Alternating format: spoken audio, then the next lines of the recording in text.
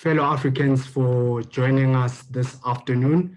My name is Katlego Khaswane, and I currently work for the Mandela Institute for Development Studies. As I said, thank you for joining us and taking the time out of your busy schedules today to engage us on this platform. Since the arrival of COVID-19 on the African continent, many African governments have been responding in various ways, from instituting lockdowns to school closures. On the other hand, the global pandemic has also exposed the inequalities, number one, that exist within our societies. For example, the digital divide, since young people have been forced to do e-learning. The coronavirus has also worsened the unemployment crisis on the African continent. It has also exposed the inability of our health system to accommodate so many people at once. But on the other hand, researchers, academics, and practitioners, development practitioners, have basically said that all hope is not lost. There are opportunities that still exist within this chaos that we are facing as Africans and as the world in general.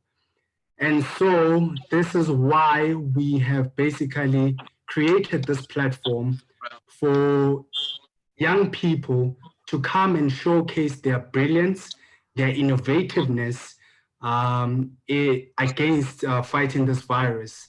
The researchers and experts have also mentioned that young people should be leading the fight against COVID-19 so that it stops spreading. As we've seen over the few months, young people have been doing this in various ways, from disseminating information, from basically helping their communities with food parcels. Some other young people have been so creative to the extent that now they are creating jobs. And this is some of the things that we have been calling for years. Today, I'm not alone. I'm joined by the best of the best. Firstly, I would like to introduce our founder and advisory board member, Dr. Nkosana Moyo. He will be our facilitator today and engaging these young people. For most of you who know, Dr. Moyo is very passionate about engaging young people and actually guiding them to lead community engagements. Secondly, we also have Ino Kunkulanga from Rwanda, who is joining us. We also have Ms. Emna Chebi from Tunisia. She'll also be joining us. And Amukelani Maimele from South Africa, who will also be joining us today. And please, please, please, please engage us on this platform today. These are great people, and they will be sharing with us their experience and what they've observed within their communities. Before we begin our webinar, I'd just like to mention something. Over the past few days, we have witnessed horrific events on the African continent, but particularly in Zimbabwe, where we have seen the citizens' basic human rights being denied.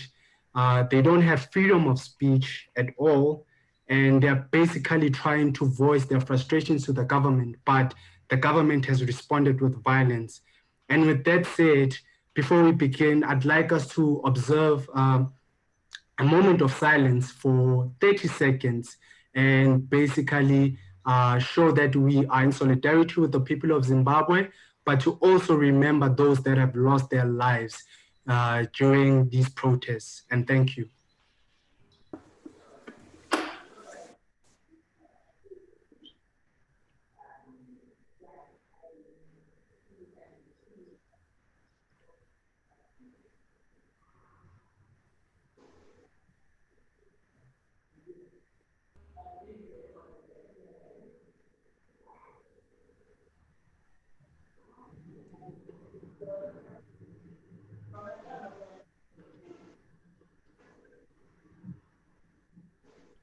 Thank you very much. Thank you to everyone who has observed the moment of silence. Right now, I will just hand it over to our facilitator, Dr. Nkosana Moyo, who will be engaging our Minds alumni, Enoch, Emna, and Amkelani. Thank you, Dr. Moyo. You may begin. Yes, thank you very much, Katlego, and thank you for extending a hand of solidarity to Zimbabweans. And as you observe, things are not good in this country, and Zimbabweans can do with all the support in any form it is proffered to try and get the message across to the leaders that citizens of this country are suffering at multiple levels, and we need to find ways of getting the administration to understand that and start engaging with citizens in a manner that respects human rights as well. Now, in terms of today's engagement, I would like to propose that we look at this at two different levels.